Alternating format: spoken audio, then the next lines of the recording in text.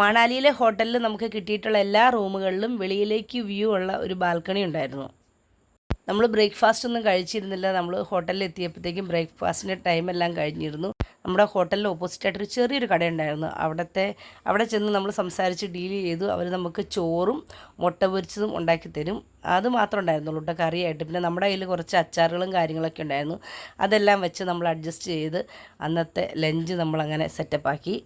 അവിടുന്ന് നമ്മൾ നേരെ പോയത് ഹിഡിംബ ദേവി ടെമ്പിളിലേക്കാണ്. അവിടെ എന്തോ മെയിൻ്റനൻസ് വർക്ക് നടക്കുന്ന കാരണം ആർക്കും പ്രവേശനമില്ലായിരുന്നു. പിന്നെ നമ്മൾ അതിൻ്റെ വെളിയിൽ നിന്ന് കുറച്ച് ഫോട്ടോസ് എല്ലാം എടുത്തു. അവിടുന്ന് പിന്നെ നമ്മൾ പോയത് മാൻവിഹാറിലേക്കാണ്. വേറെ ഏതോ പുതിയ രാജ്യത്ത് ചെന്നെത്തപ്പെട്ട ഒരു ഫീലിങ്സ് ആയിരുന്നു നമുക്ക് അവിടെ ചെന്നെത്തിയപ്പം.